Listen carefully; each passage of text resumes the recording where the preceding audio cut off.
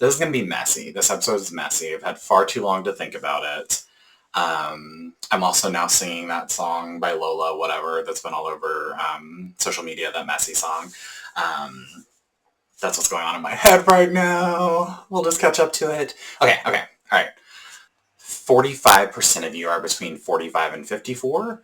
55% of you are between 55 and 64. I'm 40. I just turned 40. Oh wait, actually, hold on. That's not true. Let's go back. No, that is true. I did just turn 40. This is a mess. This is a mess.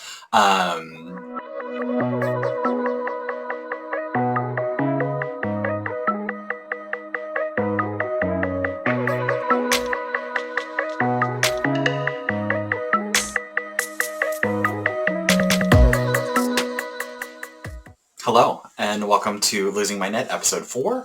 Buckle up, because it's going to be a long one.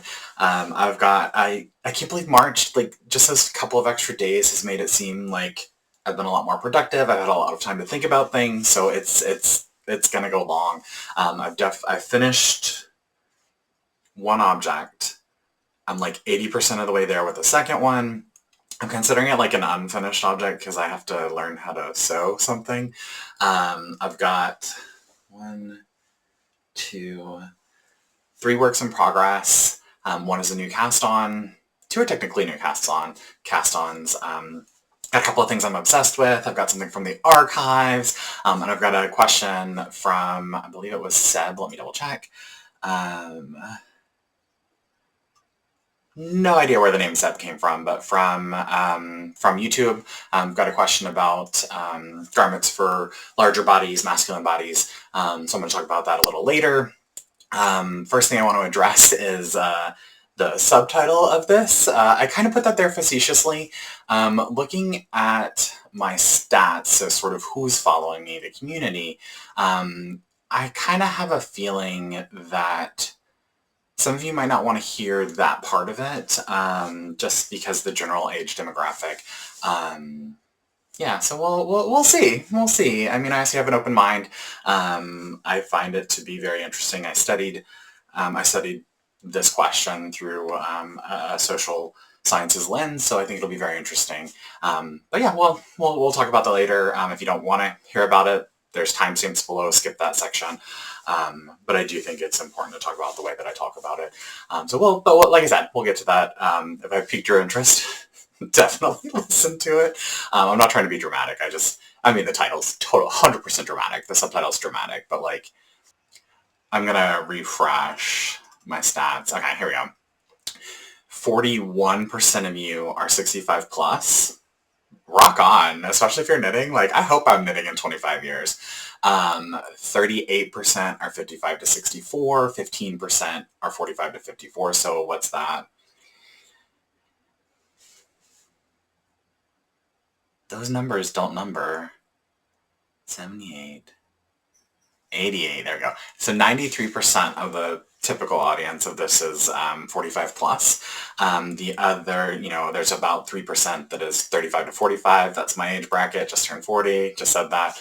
2% are 25 to 34 and 1% are 18 to 24. Shout out to you, young people. I hope you're knitting or crocheting or crafting. That's awesome. But anyway, so so just looking at that, yes, I'm probably being a little bit dramatic, but knowing sort of where things lie, we'll just say that. So that's why that subtitle's there. We'll see if it pans out.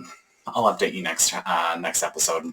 Like I said, you can always skip it. There's timestamps below.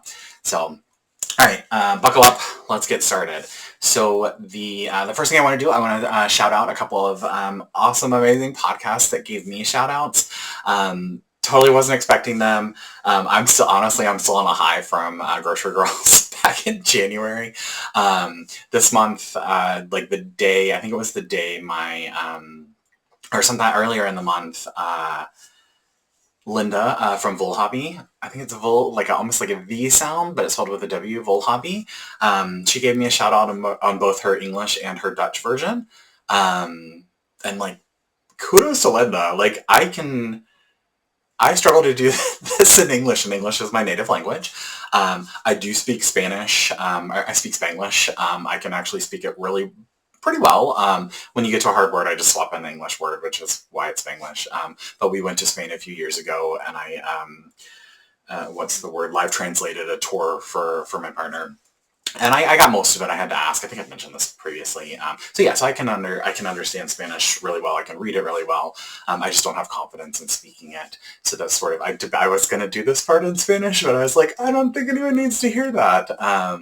But yeah, so I don't think I could podcast in Spanish. I probably have like a fifth grade level. Tenses are hard, y'all. Yeah, so kudos to Linda. Thanks for the shout out. Go check out her channel. It's linked below. I'm curious about her advent. She does a custom dyed advent that you pick out the colors, and they do 12 skeins. So I need to go check that out. I think she's released it recently. The next one was Kevin and Ray at Needles at the Ready. The day my last podcast dropped, someone commented on, I had just happened to post the short, my teaser trailer on YouTube Shorts, and someone was like, hey, you just got a shout out on Needles at the Ready. And I was like, wait, what? Like, I watch Kevin and Ray all the time. Like, I don't know, I've been watching since the pandemic. And I went back, I can't remember what episode I started on, but I did go all the way back to the beginning and watch all of them. I was like, that's so cool. So hi, if you're watching. That just made me so happy. And then I think Ray was like, oh, he's cool. And I think that was the same day that I then went, when I finally watched it, I posted the thing that was like, apologies if when you talked to me, you thought I was normal or cool. I'm not. Like, I'm just this awkward weirdo. But it made me laugh. And I showed it to my partner, and it was, because he's always like, oh, how are Kevin and Ray? Or, oh, how's Amy? Like, he sees these podcasters as my friends, and he asks what everyone's up to. So thank you, Kevin and Ray. I love that. Another one, Marion and Regina from Two Sisters Knit and Talking Shit. Hey! They read one of my comments out again. Love them. We are like forever bonded because we got that shout out from Tracy and Jody back in January. Love theirs. Go watch it if you haven't. Pure joy. It just, every time I watch it, I smile for the rest of the day. So I like to save theirs for when it's like a dreary day, and I think that's what I commented, so that I can watch it and just like, have like a nice happy vibe going into the day, especially if it's, overcast and dreary. It just kind of makes me happy. And then shout out to Jimmy Does Knitting, Jimmy from Jimmy Does Knitting. He mentioned me on his most recent one. I'll talk more about him later, because his one of his patterns, I'm obsessed with a bunch of his patterns, but like one right now, like it was a very I have no business testing anything with what I'm currently working on, but this pattern, y'all, I had like the yarn, trying to put the yarn in my cart to buy it. Thankfully, they were sold out. They were like two skeins short of the one quantity, and I was going to test this thing and be like, hey, I got you. I'll test one of your largest sizes. So that just, I was like, oh, so I pushed it out and got it in front of Autumn from the Size Inclusive Collection Collective. And so that helped him fill his test call, which, yay, now I can see it in some of the larger sizes. Let's jump forward. The first thing I'm going to show is my one true finished object. I am not going to try it on because it's still damp. Now, alpaca, is this alpaca? This is alpaca. It's made CC's wool, Peruvian tweed, superfine alpaca. It holds water. I should not have waited so long to block this. I blocked it yesterday morning. This is Tim's Hoodola. It's nice. I know it'll grow a little bit, so we actually decided for now we're not going to put in the drawstring, but this part is still so wet. So if it dries, I will try and get a photo of either me or Tim wearing it. I loved it. It was the pattern was nice. This ribbing, I did the ribbing a little longer just in case I wasn't sure how that would work. But I love this yarn. It's so soft. I love how soft this yarn is. I do not love this yarn. It splits so easily, and I use Chalgu, so like it just right through it. Fortunately or unfortunately, I have an entire So we had 2 of these, so there's 600 yards each. I have a whole nother one of these and probably over half of the one I made this from. I think I'm going to make him another hood. There's a different hood that we were looking at from the same yarn. I mean, it's so soft. I love how soft it is. I mean, the yarn was an absolute pain, but I love him. I'll make him another one with this yarn that he chose. So I'm excited for this to dry. Of course, it's now warm enough in Boston that he doesn't need to wear it. So it'll be a good one for next year. But like I said, if I can get a photo, I'll pop it in that side and show you what it looks like. I do have one of him trying it on, but I want to make sure he's okay if I show his face. Oh, also, y'all, get yourself a Tim. He had to go to Texas unexpectedly last month, right after we went on vacation and spent some time with family. And he texted me. And this man had my podcast on the TV showing his entire family. His grandma's a knitter. Hi, Grandma. Magandang araw. I remember the Filipino word. Tagalog. I know a few. I've been doing Rosetta Stone. My favorite word is flower, which is bulaklak. I just like that the sound. So I can string some sentences together, and between my Spanish and the cognates in Tagalog, actually know quite more than I thought I did. But anyway, so he showed his grandma does hairpin lace, which is this. You've never seen it. It's this really cool. I will try and find a picture. I have a picture somewhere of something she's done. I'll put a picture of the tool you use here. I've looked into it. I might try it someday. But anyway, so Tim sends me this photo of his grandma, one of his aunts, one of his uncles, some of the nieces and nephews might have been running around watching me on the TV. And I was like, what are you doing?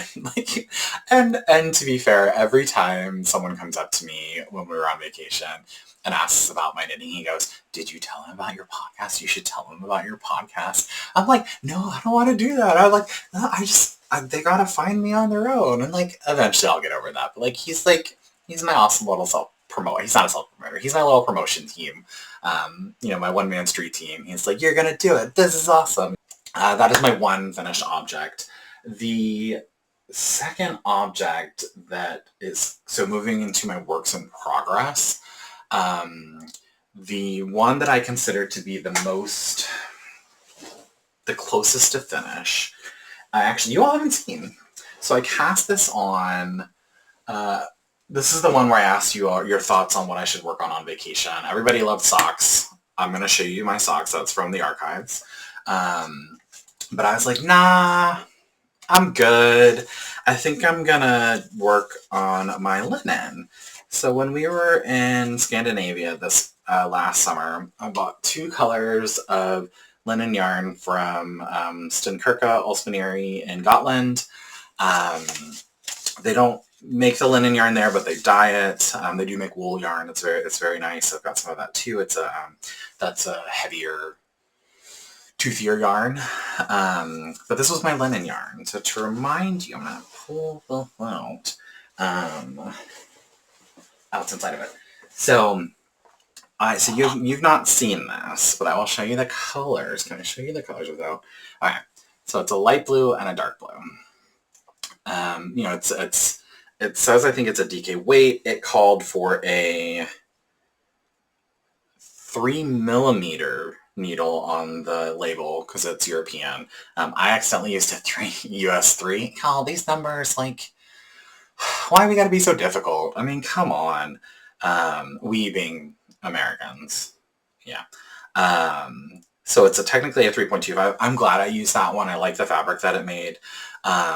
So I cast this on. I did a swatch right before our trip, and I got in my head.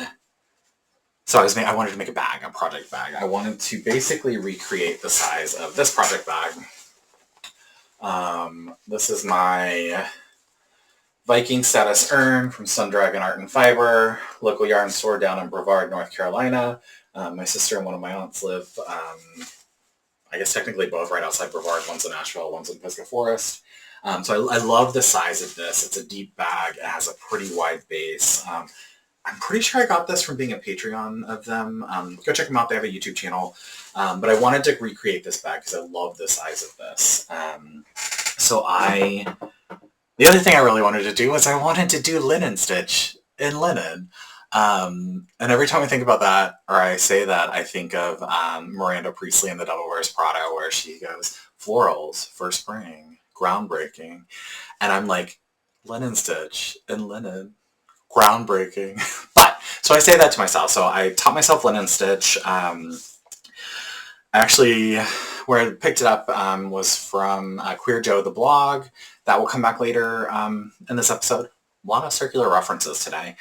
So I taught myself linen stitch, and then I was like, okay, now what do I want to do? So I swatched it up, figured out how many stitches I wanted to do, and then I made a bag. And when I say this is almost done, it's almost done. Like, all I need to do, so this is the pattern I decided to go with for the bottom. You'll see this is the seams that I did, or where I picked up stitches. And as I did that, I was like, I kind of want it to look like it's falling apart. So, and I guess it could be a fade. So I wanted the stripes to get thicker as I went up the bag. And this is what I ended up with. Let me turn it a little bit. So that's it. Like, I kind of felt like it would be really neat. So it starts wider up there, and the stripes get narrower, and then they fall into that and go into the bottom. And I just got that into my head. I was like, I'm going to do that.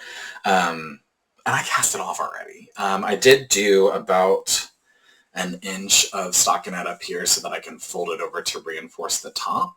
And what I'm planning to do is I'm going to go to one of the fabric stores here and either get a white or a navy linen and line the bag. And then what I'll do is I will secure that lining by folding that over and then seaming it here. I say that, like, I have no idea how to seam. My grandmother taught me how to sew when I was very young, but that's probably going to be a weird looking whip stitch, but nobody's going to see it, so that'll be good. The one thing I would change, this is totally self-drafted, there is no pattern. I started with 2 other patterns for numbers, and then I was like, no, that's not going to work for what I want, so then I just kind of went off and figured out the old numbers I wanted to do. The one thing I would change is, do you see, where are we? This line here and this line here. For some reason, I got it in my head I wanted to have a faux seam. I don't know why. I was going to say hate is a strong word, but it's not a strong word. I hate when designers include a faux seam, like on your sleeve or on the body when you're knitting in the round. I don't know why. I just do not like it.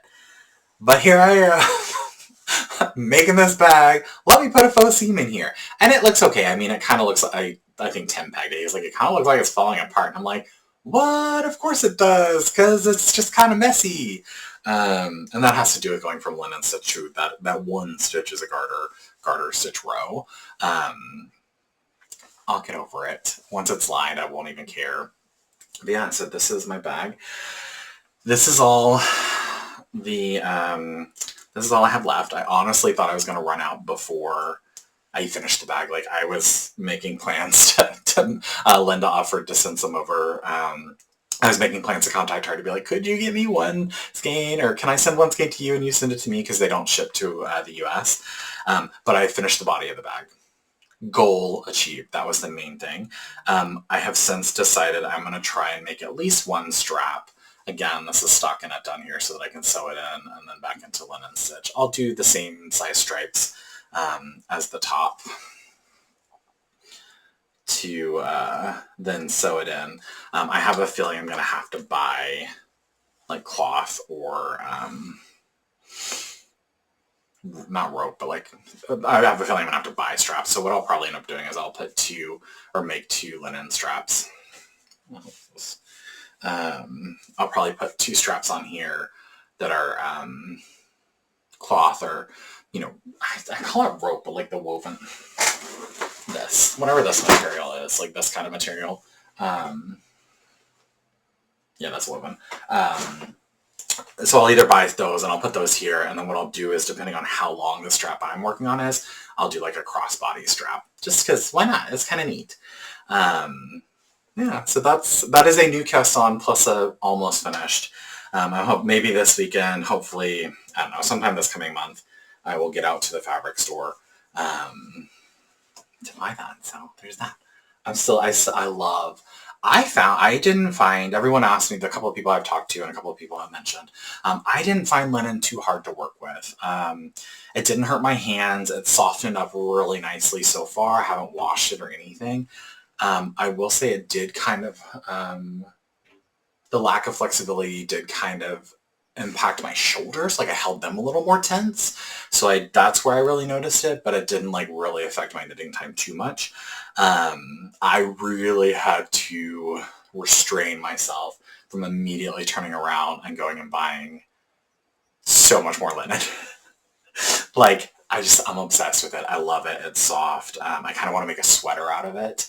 I guess it would be more of a sweatshirt because I feel like it's a lighter weight for me. And my favorite sweatshirt is, oh, you can actually just see it right there. It's fingering weight, and I feel like a linen would be a great thing that I could wear year round. Yeah, so that's my bag. Loved it. Wonderful. Flew by. I was getting close to finishing while we were still on our cruise. And I actually started to swatch and cast on for another project that you'll see at the end of this conversation. My next project, and I can't remember the order I did these in. Actually, I do. So my next project, work in progress, is my Hue Shift Afghan. So this is the one. This is the one that I made for my sister and her fiance for their wedding. So this was the first square that I made. I had this one done a while ago. That's the first one. It was designed for Knit Picks. It is using their Brava Sport, 100% acrylic. Doesn't bother me using acrylic. I will say my hands do get a little sweatier, which is very interesting. So that I'm not a big fan of that, but other than that, it's fine. So when you saw last month, I want to say, let me make sure I hold this. I don't know which way. I want to say when you saw this one last month, so this is the second one. It's not the second one in the pattern because I just did not do the pattern right. I think I was on row 3. So I was in this middle section here. I finished this when we got back from vacation, this row. And then, because apparently March is a really long month, so that's 2 of 4. I am already almost done with the third panel. I cast this on right after that other one. I am already 4 rows in, 4 rows completed of this panel of the 5th, and I've got 1 of the 5 already done of the 5th row. So I am a month ahead of schedule. I broke everything down by weeks. I'm about a month ahead of schedule. This is actually 2 different colors. It's kind of hard to tell. I guess you can kind of see it down here. A couple of the blocks are like that. So, I mean, this is flying off my needles. So I think my plan is I will finish this last row on this one, before I really jump into my next project that I swatched. I'm debating what I'm going to do. I'll finish this last row and then I'll put this on hold for maybe a week or 2 as a palette cleanser. And then I'll save it and then I'll jump into that final square, and then it's just seaming it and a border, which I'm excited about. Yeah, so that is project work in progress number 2. My third work in progress that I am going to actually show you this month is my jelly roll blanket. I've not made a lot of progress. I have to find this. Did I? Okay. Yeah. Actually, I put a stitch marker on. I think the last time you saw it, I was here.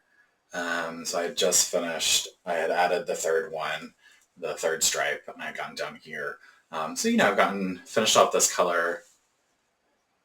These two colors, if you recognize them, are from my Go-Go Dynamo shawl right there. This is from Tim's favorite hat, absolutely favorite hat. They're not dyeing anymore. It's a Hufflepuff inspired colorway. The softest yarn, like I don't even remember who. I honestly don't remember who dyed it. But softest color yarn. But I'm making progress. Very, very slow progress. My sister's blanket actually has taken. That's my main blanket project right now. I have been working on this. My next step I'm going to do with this is either after I finish this color or after I finish, the full third row. I've got to weave these ends in, y'all. Like, there's so many. Like, this one's just crazy long. But there's so many ends, and I have stayed true on the hue shift of the second I finish, not even a panel, the second I finish a row, I sew the ends on. That has made it so much more manageable. It's made it less daunting. So I want to go ahead and shift into that with my Jelly Roll blanket because it just doesn't hang over you. So highly recommend weaving ends in as you go. Do as I say, not as I do. But I'm kind of doing both. So haha. Yeah, so that's that's that project. The third blanket that I have is my Granny Triangle blanket. I'm like, do I show you all of them every month? I feel like I should, because I think it's a great little taste. Show you a preview of kind of how chaotic it's going to be. So we've got January, inspired by classics. Again, this is a self-created pattern. I found a tutorial hooked by Robin. February, which is romance.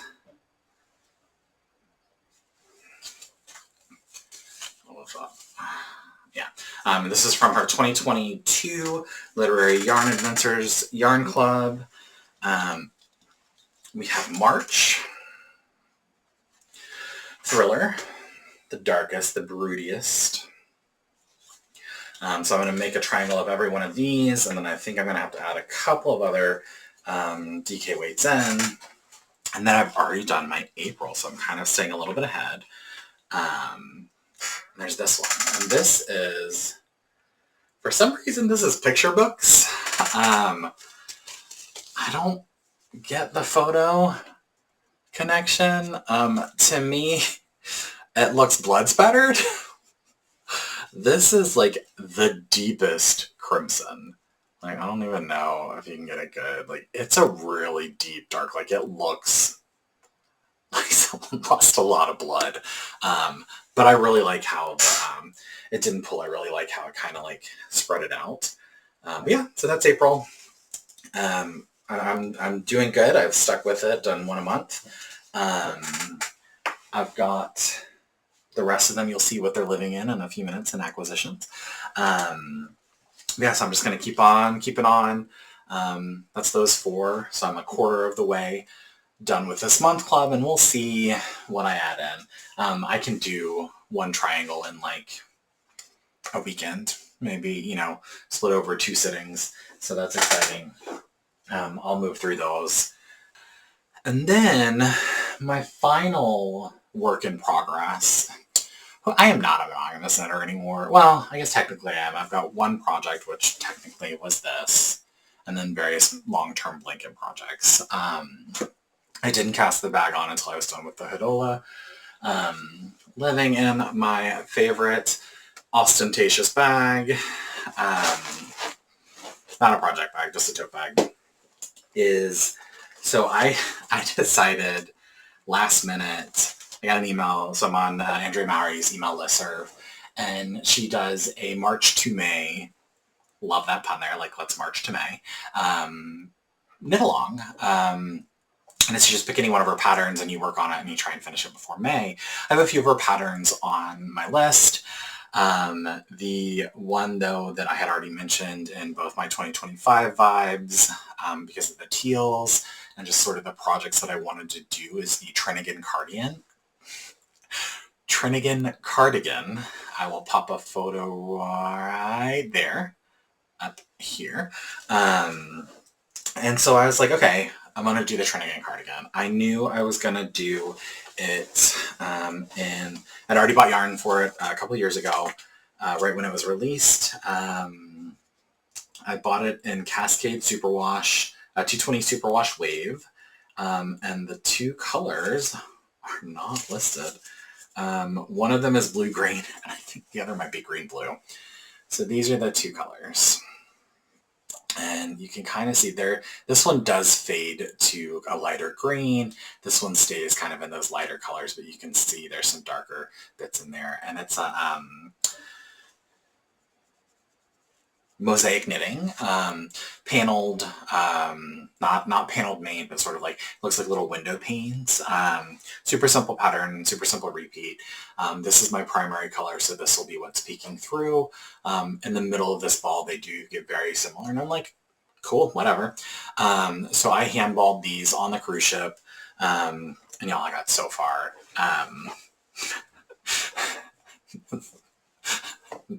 So far. I do not consider this a work in progress. I'm including it because I did cast on. It's the Italian, it's the tubular cast on. So I'm recording this on Wednesday because Thursday is trash day and they beep and they're pains in the ass. I knew I shouldn't record today. We're having our chimney stack removed, and it's not directly above me, so there's a floor above me, our attic, that's finished. It's on the other side of the house, so we're going to see how much noise that makes. You may get an outfit change. If you do, you'll just see this shirt color will be different, this undershirt. Because I work remotely, and as long as I don't spill anything on this, I will wear this shirt all week and just change my undershirt. Anyway, so I'm going to try and keep going. We'll see how long I get to go. But yeah, so this is my my Trinigan. It is the tubular cast on. I got a cast on. And then I had a moment of, oh wait, do I want to make the largest size or the penultimate largest size, the next to largest size? I think technically from a measurement standpoint, I think I'm a 64 chest. It's my stomach. It's my gut.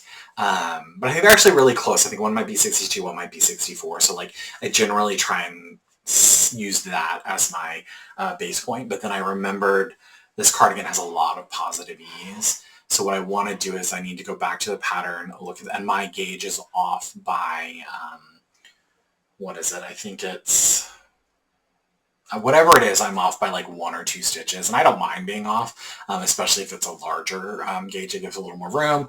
I have a little cushion. I always buy enough for generally the largest size, plus like 10%.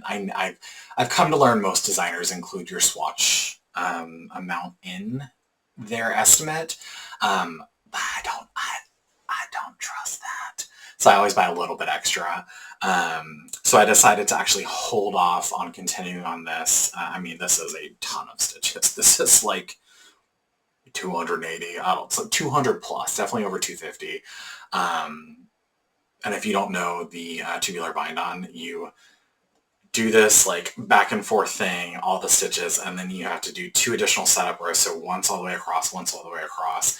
I almost always drop one halfway through, and I have to start over because it's really hard to pick one up if you drop it. Thankfully I didn't on this. I did have to do it 3 times though. The first part where you're like kind of, this is the motion I do, because I didn't have a long enough tail. So that's how I ended up with an extra long tail. The third time I was like, just pulled it. But yeah, so I decided to hold off. I just need to go back and look at the measurements and see sort of, okay, at the penultimate and the ultimate side, largest size, what is the actual measurement plus the ease and decide if I think that's too big. So this is technically a work in progress. Once I finish this square, this square, which will be probably in the next day or two, I'm gonna cast on, because I really do. I mean, as soon as I started this, I was so excited. I've never done a cardigan. I think I've only done one pattern of Andrea Maury's, and I know everyone does Andrea Maury patterns, but like I was like, oh, March to May, I can probably fit it in there. I'm now down to 8 weeks. It's not a real deadline, but it kind of gave me that little push that I needed to cast this on this year, which is what was my plan anyway. Yeah, so that's work in progress number, I don't know, 1, 2, 3, 4, 5. But really work in progress number 1, because this is my non-blanket item, and then the other 3 I'm kind of rotating between them, depending on where I am in the house. So those are all my works in progress. I have a couple of acquisitions. Not as many. I've been really good. The only yarn I purchased, so after our cruise, our cruise left, went in and out of Port Everglades down in Florida, and we generally have flights that aren't really conducive to letting us. Can you see Barnaby? Barnaby, come here. Right here. See his little head. See his little head. He just barked at the construction workers. Caused a right now. He's gonna try and get under my desk. This dog, y'all. He's so cute. He's so cute, and he knows it. And he knows it. Go on, lay down. Go lay down. You can just see his tail. Don't knock that off, please. Do you want? Come here. Come here. Paws up. He doesn't. He knows paws up. We've been trying to teach him, so he'll be 3 this year. And he knows not to jump. He has learned that. He's a leaner. He's a big leaner. Come on, let's say hi. Come on. There you go. There you go. Say hi to everyone. Look up there. Look over there. Other way. There you go. Good job. Good job. All right. You go lay down. All right, go lay down. So we go in and out of Port Everglades in Florida. We don't usually have time to do anything. We generally fly in the night before, sleep in, get on the boat, and then the day after the cruise, we generally go directly from the boat to the airport, find a lounge, hang out, take an earlier flight. But this time our flight was late. It was like 5. So we had almost 12 hours in Florida. If you've never been to a cruise in Florida, there's a lot of like regulations on when you can check your bag, how far ahead, because it's a relatively small airport, especially if you go through Fort Lauderdale. There's a lot of regulations, and so we did the thing where our bag actually went from the cruise ship directly to the airport. We didn't have to deal with it. We just had like our carry-ons to our backpack and my knitting bag. Anyway, long story, I had the opportunity to finally go to a yarn store in Florida. We had found one. There were like 3 relatively near the port, within a 20-minute drive of the port, or Uber or Lyft. And we found one, and I was like, this one opens at noon. It has a cool name. There's a card store, card and game and collectibles store nearby. Let's just go there. So we went to a coffee shop, then went to the collectible store, and then went to the yarn store. It was called Sheep Thrills. Which is why I chose it. The other ones had good names, but this was the punniest. So I was like, absolutely going to go there. And speaking of getting a 10, looping back once again, y'all need to go shopping with Tim, because I am not one of those people that's like, when I die, I hope my partner sells my yarn. I hope my partner doesn't sell my yarn for what he thinks I paid for it. You know, this man, he will spend more time in the yarn store than I will finding yarn for me to make, both for myself, for him. And I'll be like, yeah, we'll buy it. Like, you do you. Like, I love how passionate you are. You buy it. So, like, again, find yourself a Tim. Because he knows how much I spend on it. Every now and then he'll be like, where'd that come from? I'm like, and I can tell him where it came from. But like, yeah, so we were in the yarn store. I was trying to find that linen. I was actually looking for like a navy or a white linen, so I could make the straps and maybe extend it a little bit. Anyway, the bag. They didn't have any, but they had the Florida room. I'll pop the photo up here. It'll be, and it was like no merino allowed. Like, it made sense. Like, it was all almost completely plant-based, which was cool. Like, it's Florida, it's hot. It was in the 70s, I think, when we were there, and it just gets warmer. So we were in there. I was looking for that, didn't find it. And then I was like, okay, I'm just going to wander around. They had a lot of Emma's yarn, which is Florida-based. I have that shawl right here, the blue and the orange. That is Emma's, I want to say Emma's Crazy Sock yarn. Like, it's Emma. So I have that. I was like, there were no colors that really spoke to me. So we just kind of wandered around and looked. It was a big, huge selection, very well organized. And Tim actually found this. I saw it, but Tim found it. And this was a brand I'm not familiar with Circulo. Hand painted. I mean, those are my colors. It's blues, it's teals. Like, of course I was going to buy it. I got 2 of them. I thought it was fingering, but it's actually sport. Works for me. Some of them, I swear the Sport Bravo, some of it's fingering, some of it's sport.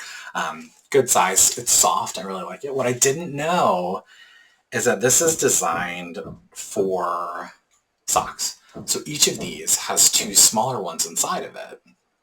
So that'll be interesting when I go to knit it up, but I have no plans. It's very, like I said, it's very rare I buy something without plans, but these colors were like, woo, and also Florida, like I was going to do it.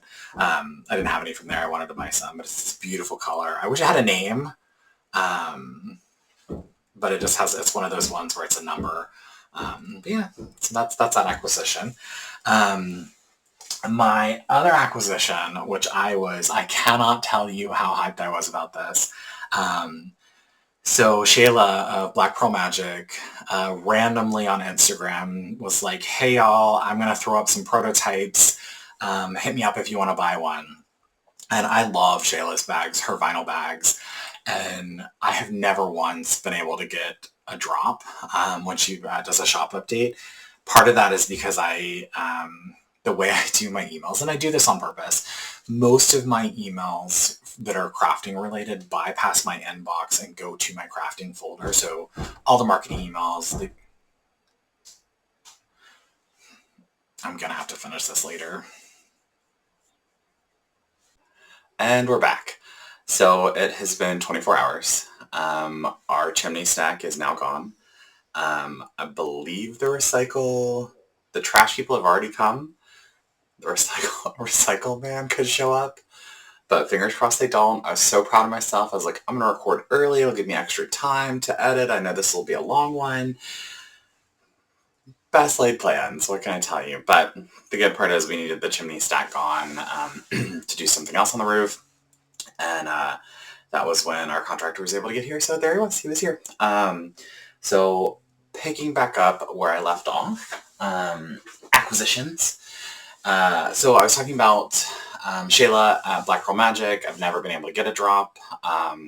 Highly recommend if you're trying to save money and you use Gmail, filter things into a separate folder and only check it once a week.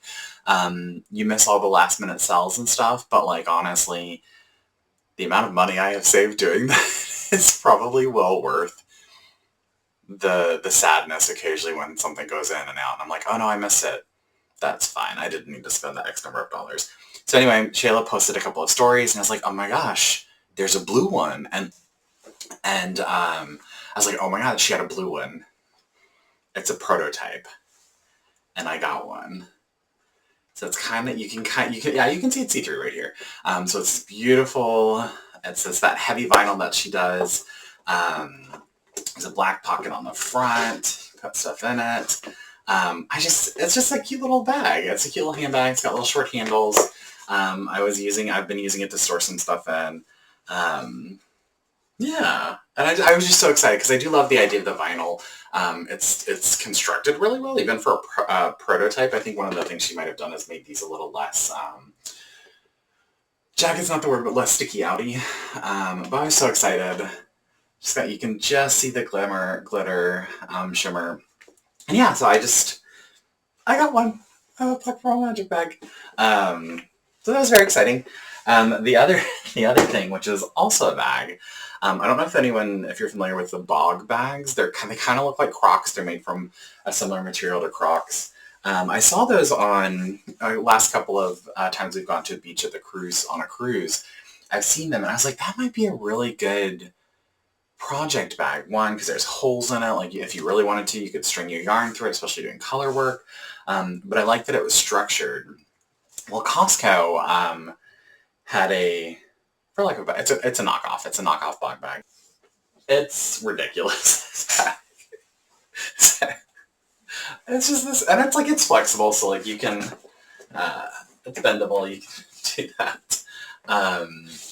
But yeah, so it's it's like it's got this side pocket, so if I wanted to, I could put this comes off. I'll probably take it off because it keeps catching on stuff. But like you can fit so much in here. My right now everything's living in it.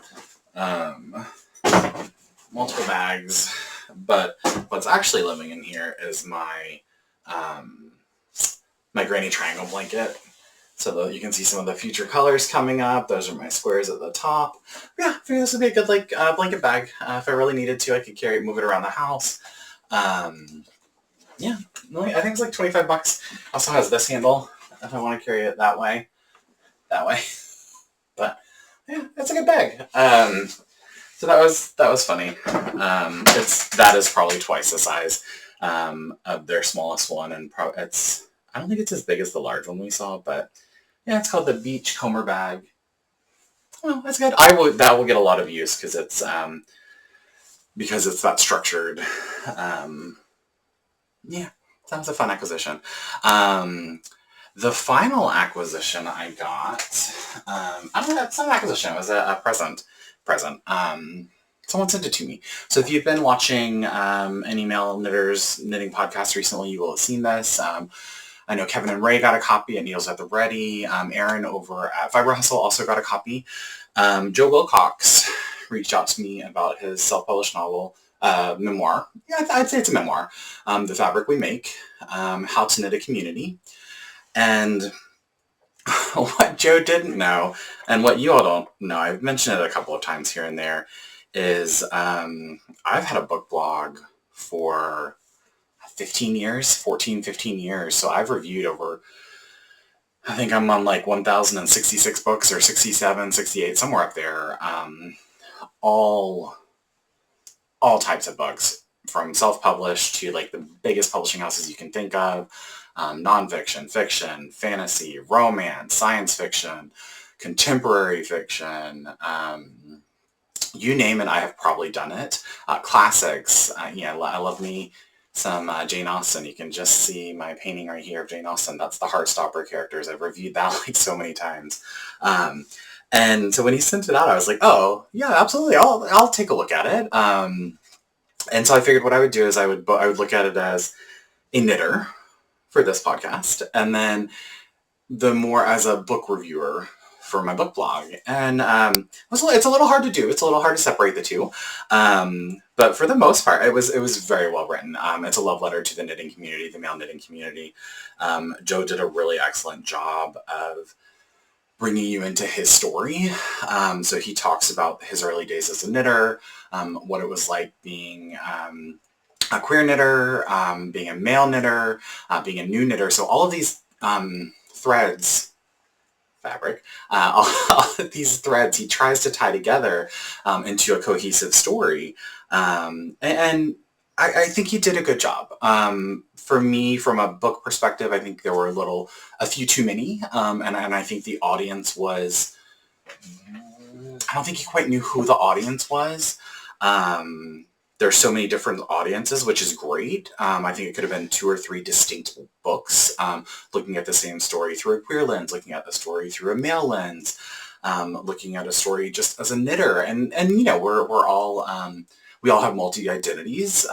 But yeah, so I think that's the biggest critique I had, some of that cleanup. But like the story itself, if you've ever heard of the men's knitting retreat, he walks through how the idea came to him and the planning and his own anxieties and excitement and all of the people that were involved. And it just was really good. I said this in my blog post, it made me really want to attend one.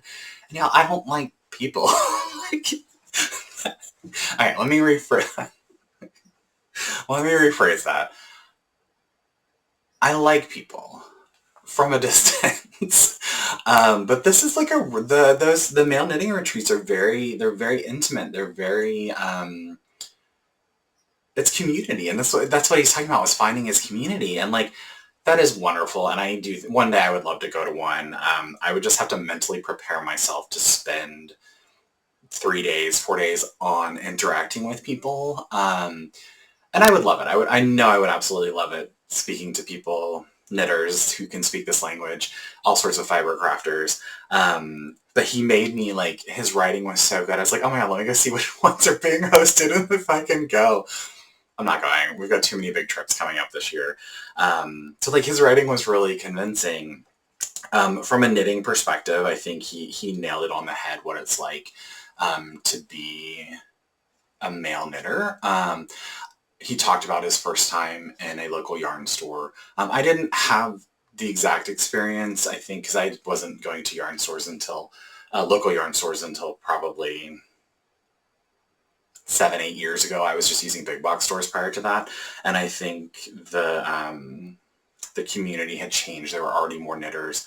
But I think we've all been in local yarn stores where there's actually one here in Boston that I went to, we'll say Greater Boston, that I went to, where the woman didn't even acknowledge me when I came in. And I asked a question and she said something, I couldn't understand her. And obviously this is a hiring decision. I don't know if it's the owner, I don't know who it was. I couldn't understand her. So I didn't ask her to repeat. I just kind of walked around the front room and was like, well, there's nothing here. Like, this is a tiny store. And I was like, okay, well, thank you. And then I left, and then to come find out, there's actually 2 more rooms behind it with all of the yarn. I was like, this is the tiniest store I've ever been into. And yeah, so like, I would have spent an hour there looking through all the yarn and the things, but like, she didn't say, oh, go through the back, there's more back there. She just kind of barely acknowledged me. And I feel like that would have been, I don't think that had to do with my gender. I think that would have been anyone who walked in. Yeah, so that sort of thing is really, I think he did a really good job of saying, like, this was my experience. He also talked about the early days. One of the things that I found really interesting was the early days of knitting on the internet. So sort of how, and this is similar to how book blogging evolved. So it went from, for knitting in particular, people were had blog posts, photos, long pieces talking about their process, their thoughts, what they liked, what they didn't like, that sort of thing. And he talks about where he had to code those pieces and write them out. This was before WYSIWYG. I'll spell it out below, but it's what you see is what you get. So like WordPress and Squarespace and Tumblr, like all of those type of blogs where you just type it in and you can format it and then publish it. He was talking about having to build the pages. Talks about Ravelry when it first comes around, and then he talks about YouTube and vloggers and Fiber Talk. And is that a thing? Fiber Talk, is that a thing? I'm not doing TikTok. Instagram is enough, given all the issues with Meta. I'm on Blue Sky. I think I mentioned that. If not, I'm on Blue Sky. Like, so, communications is my day job. I don't want to communicate about this stuff. So highly recommend. It'll give you a really interesting perspective on sort of where, his journey as a knitter. He's been knitting for a long time. And one of the things that I said, and I do mean this, I think that if I would have discovered the online fiber community in one of those big gaps, so like from when I was in high school, early college, when I was first learning and playing with it after, childhood stuff, but like when I was trying to learn and play with it again, if I would have discovered how rich the community was then, I probably would have had a more continuous knitting journey versus picking it up again in like 2016, 2017, 2014, I don't know, sometime after a few years in Boston, I picked it up again. I probably would have kept going if I would have known I didn't know how to find the online fiber community. So highly recommend, definitely worth reading. Yeah, just the last thing about from a book perspective, very, very well edited. Edited, proofread, copy edited. I have read a lot of self-published that are not. I think as I said, the biggest piece of advice, and Joe talks about this in a blog post. I'll link his blog post and my blog post below. The biggest piece of advice I have is more structural editing. I think he could have either, trimmed back on a story or had leaned more into them and sort of tied them together. But it is very much, it reads like a, it is a love note, that famous pattern, blog post-esque story. And so I definitely recommend it, especially if you're a male knitter, or if you're interested in a male knitter's journey from sort of the late 80s into today. So I recommend that. So those were all my acquisitions, things that were sent. I am very glad I showed all the yarn off yesterday. It is a gross, dreary day. So the next thing we're going to talk about from the archives, and I did it out of order. Oh no, I'm not going to change it. So you all love some socks, and I appreciate that. I do. I actually have sock blockers. I think my size is at the top of this. And I have made socks. So I dug out the socks that I have made. So the very, very first pair, I've only made 3 pair. Total, I have made 7 socks. I have made 1 mishmash pair where I was just trying to figure out, do I understand the construction? So I could not even tell you the pattern. This is before I started to track really well. So this is just a pair. I believe it's probably DK. It's some Netflix yarn. I made hats out of this for my aunt and uncle. So there's this one. And I was using leftovers. I wasn't about to use some yarn that I needed to use for something else. And then there's this blue one. Like, I love the heather. I don't even know if there's nylon in here. I don't wear these. Every now and then if my feet get really cold, I'll wear these, but only in the house. But they're short. The other thing that I did,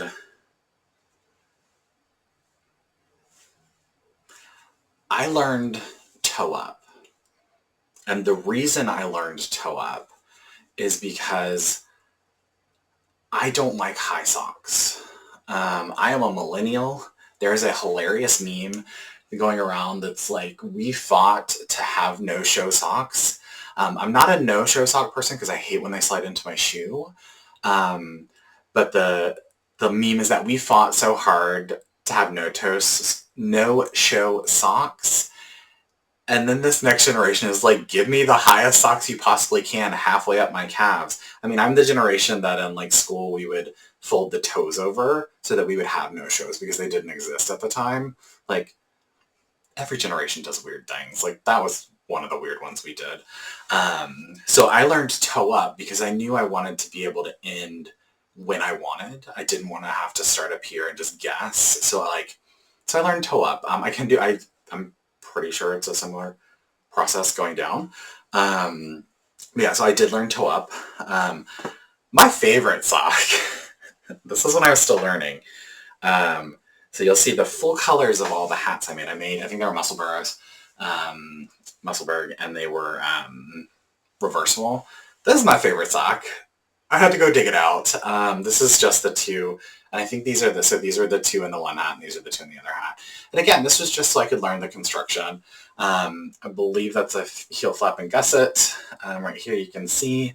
Yeah, so those are my DK socks. And after I made these 3, I was like, oh, this is cool. I'm a sock maker. Let me make some socks. So I made 2 more pair. The next immediate pair that I made, these were actually originally for Tim. His foot is significantly smaller than mine. I think, I don't know what size shoes he wears. I don't buy him shoes. Maybe a 10? 10? I'm a 13 4E. If you don't know what a 4E is, that is extra wide. Yeah, doubly as wide. 4E is extra wide. And then I found out there's a 6E, and I was like, oh my god. So there's an extra, extra wide. I have seen those in person. They're like square. Mine are like square. Shoes are cute when they're like 8, 9, 10s. When they get to a 13, it's like, what is this monstrosity? And then when they're wide, they're like almost, ugh, my toe box is so wide. And they only make some colors in the extra wides. And when you get to a 13, it's like maybe one out of every 4 colors. So generally, I buy whatever shoe is the brightest because I love them to be bright and colorful. But more often than not, my options are like black or white. Great. Not fun. So these are the next pair of socks I made. I learned a very valuable lesson with these socks. If you can tell, this one's pretty tight on here, very close knit. This one is not. It's kind of worn out. Some of that is because of how they're stored. I do fold my socks in together, but even at the heel you can see, and that wouldn't impact it down across here as well. I know I should store them folded. I do store some of my socks folded, but these I don't wear. This one, the tighter one, was knit. Oh, and they do change when you turn them around. This was knit in the car. And my gauge is so much tighter on this sock than this sock. Like, there's probably a good size or 2 difference between the two. Yeah, so this was the second pair. This might be, no, this is not Koi Pond. Mixtape. I'm going to guess it's mixtape. Again, Netflix. I just got some cheap yarn to test and see if I could do it. So those were my second pair of socks. And then my third pair of socks and final pair of socks, I will knit some more another day at some point in the future. These I actually made for me, so they're slightly larger. Those were too big for Tim to begin with, but these are slightly larger. And of course you're going to be like, oh, of course those are Jeff's. Those are his colors.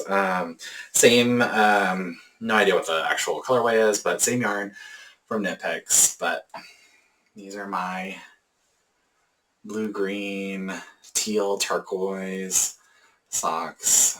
I made them. And same thing. I like maybe an inch depending on how... these are actually, I think, a little long, so these I will wear in the winter with a pair of boots. But not... I have a texture thing.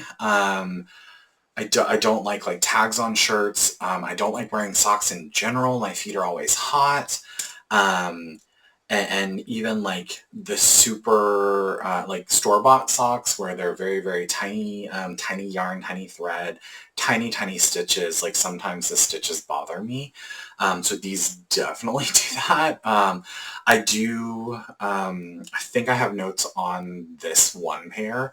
And I did go down a needle size. Like, I don't know if you're going to be able to see, but just the size of the stitches is significantly different. So when I do make another pair of socks, I will probably go down even smaller, to see just how tight of a fabric I can get. The challenge with that is getting it over my big old foot and my heel, stretching it enough that it doesn't stretch it out so much that it stays relatively tight on my ankle. So there you go. I can knit socks. I have knit socks. I just am like, meh. I don't like wearing socks in general. Why would I want to wear homemade socks? So we'll see. You all will know when I make socks next. Yeah, so that's from the archives. These are a few years old. All right. So this next section, I had, because it feels like March took forever, I had a long time to think about this. I put a question on, or I put through something on YouTube community channel. I was like, hey y'all, I'm going to record my March recap episode. Let me know if you have any questions or anything you'd like me to talk about. And someone did respond. I mentioned it earlier. And they asked about more masculine patterns, what I'm drawn to, what in particular fits, what's flattering to larger bodies. Like I've said before, I am a large person.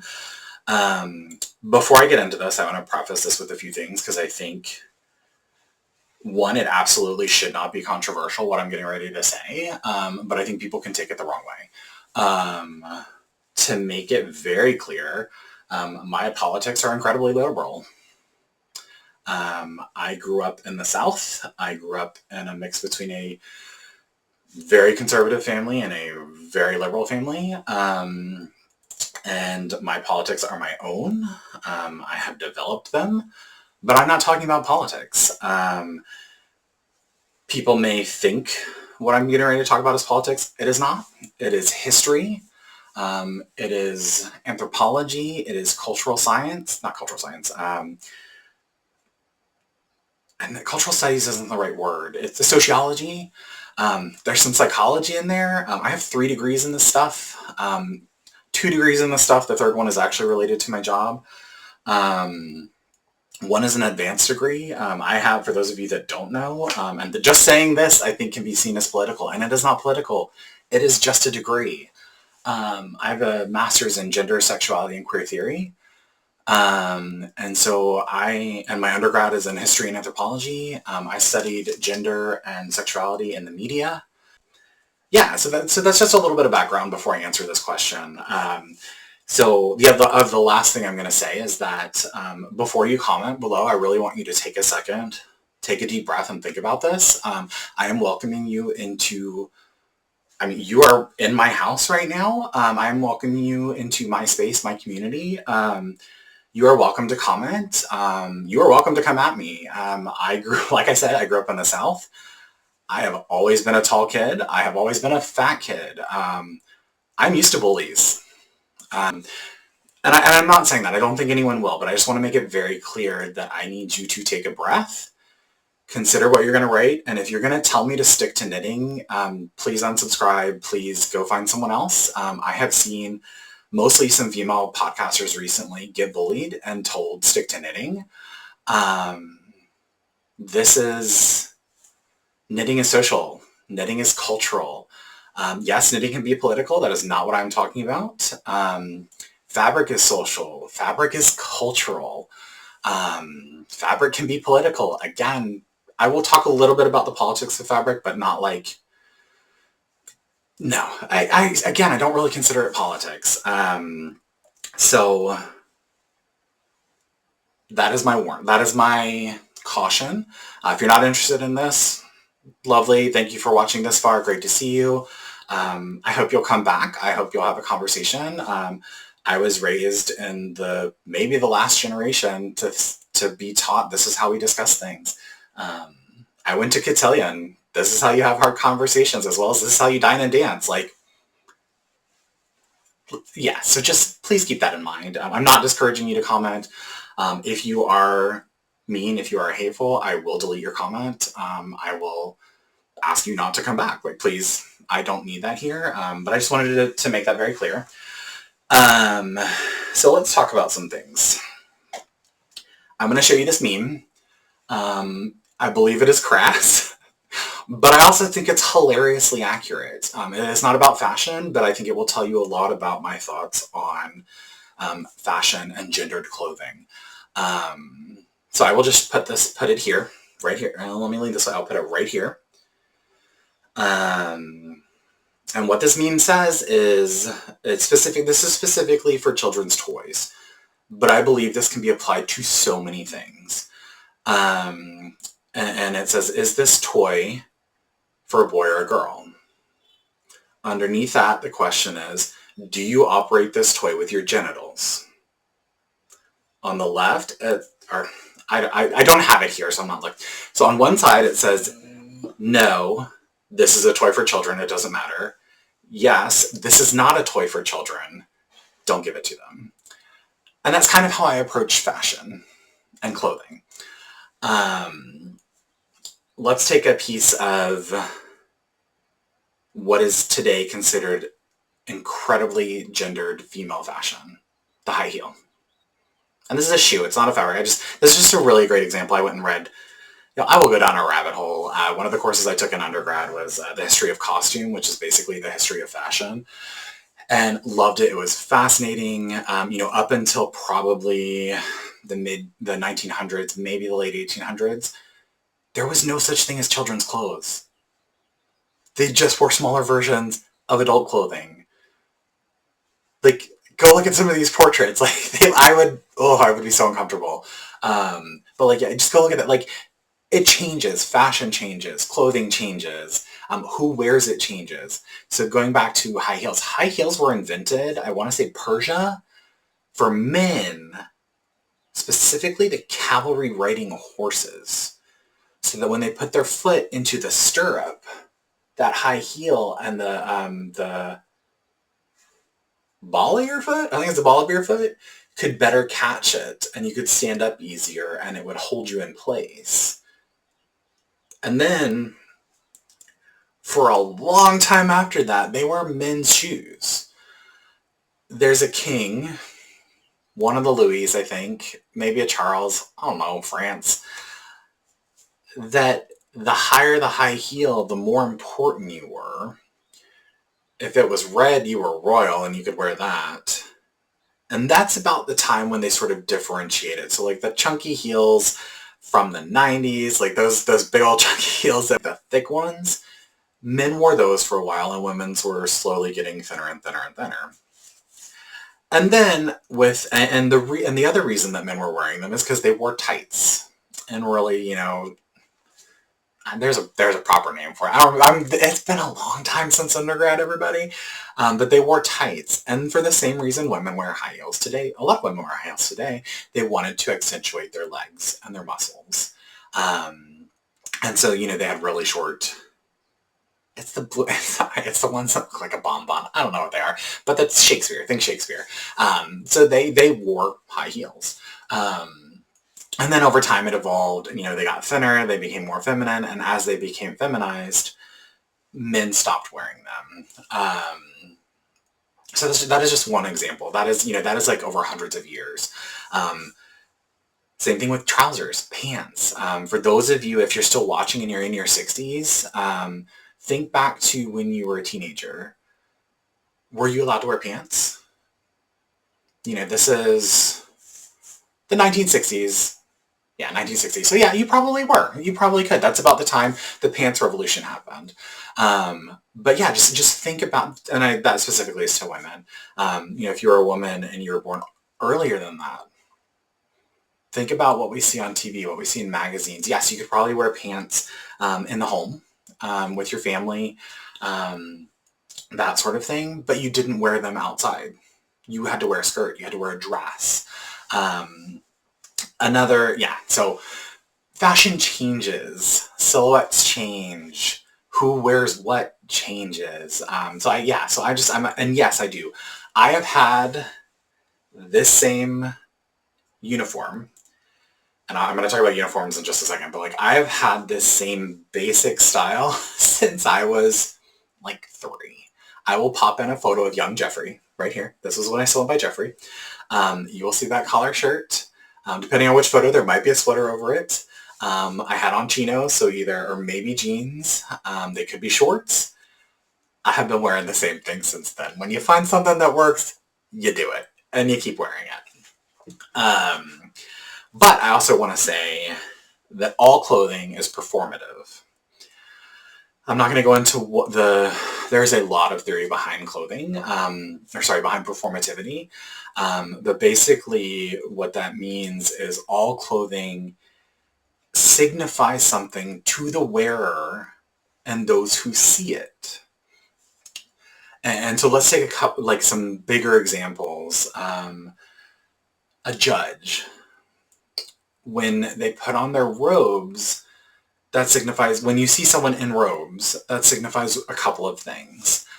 If it is a single solid color, you're most likely going to guess they're a judge. Maybe in the Houses of Parliament in the UK, they need a wig. Again, that's performative. It's signifying something. But if they have a multicolored one on, so think a white one over a red one, or a black one over a red one, that may indicate that they're part of the church. So this is clothing that's signifying this. A fireman. You may not know they're a fireman unless they have on their fireman's jacket or their hat. Policemen. Monday through Friday, if you see someone in a suit, you're going to guess they're going to work. They're a business person. They work in an office. Saturday, you might think they're getting married. That's an interesting one. Sunday, you think, oh, they may be going to church. Or they may getting married in a church. So what we wear indicates something about who we are, what we're doing. And so, say prom dress. If you see someone on a random weekday in a very nice dress, and there's one person, if it's white, you're going to assume wedding. If it's a different color, you're going to be very curious where this person is going, what they're doing, who they are. If you see a bunch of them, you're going to think, oh, there's a dance, there's a formal, there's a gala.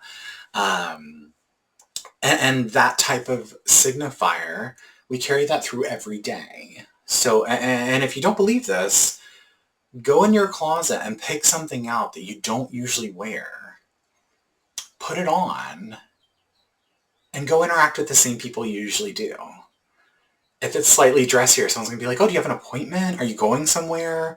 If it's less dressy, someone's going to be like, oh, you let yourself go. Or are you staying in all day? Like, oh, were you interrupted? Like, it signifies to other people what you're doing, it could signify who you are. And so I say that because I think that's also sort of how knitwear works, and fashion in general works. So that is a very long history to answer this question. So I apologize if you asked this question and you didn't want all of that. I apologize. But I just really wanted to preface my thoughts on clothing and fabric and who can wear what. There's always cultural significance to something, and it can be interpreted in different cultures. So all of that prefaced with, that is what I believe in fashion. Now, to answer the question specifically, for a larger body, it depends on what you want to accentuate. I believe for a more masculine fit and for a larger body, where the decision needs to be made is in the shoulders and the neck structure. I can't believe I'm going to say this because I am lazy first and a knitter second. But if you really, when you look at a larger sized sweater in particular, so a garment, you should really probably look at a seamed sweater or a neckline that you pick up. I say this for a couple of reasons. I didn't bring it in. I could go grab it, but I'm not going to. Designers, I think, have a really hard time converting their design to a larger size. So what they do is they use a formula to get to the sizes. I'm talking the top 3 or 4 sizes. So what many of them label as a 3, 4, 5X, maybe even a 2X. What they're not is they kind of exponentially go up. So, if you look, you can see, oh, there's X number of stitches between each of these sizes. There's X number, and you see that formula all the way down. What's not being taken into account, and the reason why I think the neckline is so important, is the weight of the fabric that you are creating and how it hangs on the shoulder and the neck. I have knit 3 sweaters and 1 sweatshirt type cotton garment. Of those 4 garments, 3 of them have had constructed seamed pieces where either the neckline was added after it was seamed. No, I'm sorry, 2 of them. The neckline was added after it was seamed. So that is my most recent, the Arden pullover by Rastus Shoe, and the very first sweater I ever knit. It was a basic pattern, no idea what it was called. Those 2 had necklines that were added after it was seamed. The other 2, so my So Basic sweater, which you can see right here, and then I look at my holes, which I think you all may have seen a photo of, but I don't have. I accidentally shrunk it, gave it to a cousin. Those 2 had, oh no, I've knit another one. I also knit the Hide and Peak by Max and Sear. So the Hide and Peak, the Look at My Holes, and the So Basic sweater, you cast on, their top down, you cast on the neckline, and then you go out. All 3 of the ones that are top down, you cast on and go out, and you don't pick up for the collar. And I will say, I think Max may give you the option, and like I said, lazy first, I may have just chosen not to do it. All 3 of those, the neckline was so wide. And I do believe there's a couple of things there. mostly I think it's the weight of the yarn, the weight of the fabric pulling it down. So I think the other problem with that is many of them, like I said about that formula, is I have a big head. I know this. Everyone's like, you're not a big head. I'm like, I do. And people do actually have larger heads, but they're not so large that you need to expand like from the 2x to the 4x 2 inches, especially in a stretchy material. Like, that's one of the problems, is that they'll add extra stitches in so that your increases aren't as dramatic, and maybe your increases should be more dramatic on a tighter neckline. The other part is that because you just go top down and into it, that stretches out with the sheer weight. So because of how much fabric you're creating, it's going to stretch out. And I'll do this in my next episode. I will get my hide and peek, and I will show you what it looks like before I crochet the collar with a single crochet around it to tighten it. And then I'll show you what it looks like with that. And then I will show you what I'm going to do to it. So there's a couple ways you can do that. You can modify your sweater. I prefer, like with that So Basic right there, I did a fold over, so that then required me to whip stitch it around, creating more structure at the top. And then the other part is would be to cast it on and then add the collar afterwards. So those are two of the big things that you can do. From the shoulders perspective, exact same thing. You're going to want to look at for a more masculine fit first. Find a shirt that you like that fits. Figure out what the sleeve type is. Is it inset? Is it raglan? Is it a top-down sweat yoke? In the round yoke. I will say in the round has the most sloped shoulders. So if you are trying to accentuate your shoulders, especially as a larger person, stay away from those. They are beautiful. I love the yokes. They're stunning. But because they create sort of this shape versus this shape, or even this shape, it's going to make you look round. And as a larger person, it will make you look round. So you definitely want to think about that versus a seam sweater. It may go like this, but you'll have more structure actually on the sweater, so it won't be as rounded. And same thing with the raglan. Like raglan can make it look a little bit rounded, but because it's got these stripes here, it breaks up your body across the top. The other thing, and this I haven't done this yet, the other thing that you really have to think about are the sleeve sizes. So I like baggy clothing. Like this is a decent amount. My So Basic probably hangs out down here. You really want to check as you're creating your sleeves and your body, like very few people are straight down. You got your hourglass shape, you got your pear shape, you got whatever that is, your V shape. So you may want to look at modifying whatever the pattern is. There are sometimes where I just generally make one of the largest sizes. It's baggy, it's fine, I like it. But if you want to, you could always add an additional, tighten it at the top and then expand for if you have a larger stomach. I always can tell if a sleeve is going to be too big. Most sleeves, I swear, and I don't know if this is a formula issue or a designer issue, but most sleeves are like, this. And I'm like, that sleeve needs to be more like this. Like, why is this? And this, I'm coming out of the shoulder where it's this big. And then they like slowly decrease and it's going to be way too long. So like, you'll learn as you knit, you'll find those to sort of help you accentuate the piece of your body that you want to accentuate or de-accentuate. And then the other thing is color. Darker colors are always going to be more slimming, but I love a bright color. So you kind of have to, that's a personal decision. If I'm going out and I want people to notice me, I will probably wear a darker color, sort of like slim down, because it does make me actually look taller. But if I want people to really notice me, I'm going to wear a bright color. It's hard to hide when you're 6'3", very large. I don't even put a number on there, but very large. And you stand out. So when you throw a bright color on, people are going to notice you. So I think there's ways that you can play with it. I have found, and I think that's just the biggest piece is really, those are the two. I think it's the neck and the shoulder that'll make or break a more masculine silhouette. I think there are people of all genders that can wear top-down raglans and look magnet. I mean, if you've got shoulders that are going to hold it up and spread it out, more power to you. I don't. I kind of slope.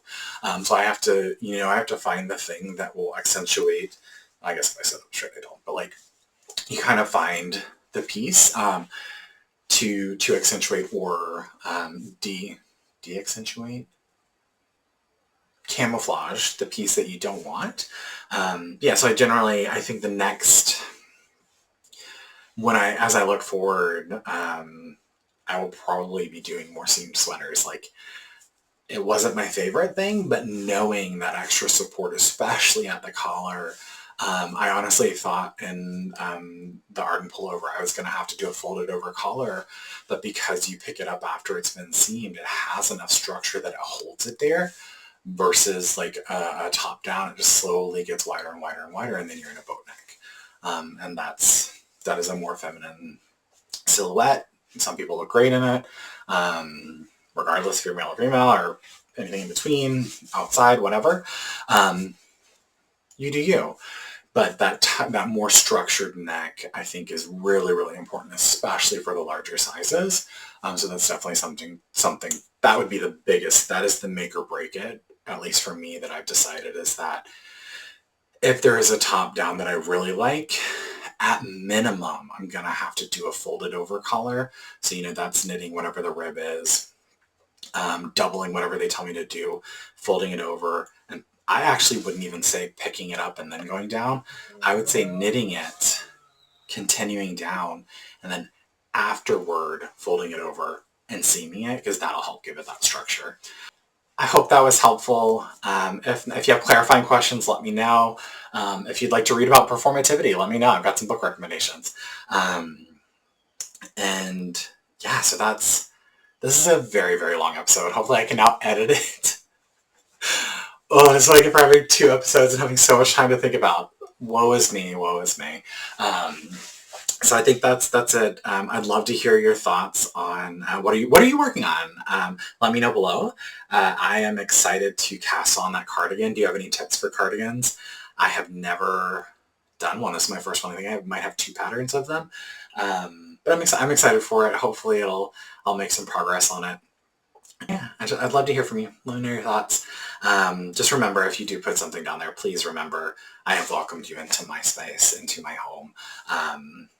Kindness goes a long way when it comes to conversations, and I think a lot of important conversations aren't happening because of the world, and the world is what it is, and I hate that phrase. I had a boss that used that all the time, and I just... nails on chalk, whatever the noise is, chewing, I've got misophonia, whatever the noise is that like makes your face do that, that is what that phrase belongs in there for me. Girl, was a mess. That was okay. I'm probably gonna cut that section. Yes, so let me know what you're working on. Let me know what you're excited. What are your April plans? And I look forward to seeing everyone in May. Casting off for now. Have a great month.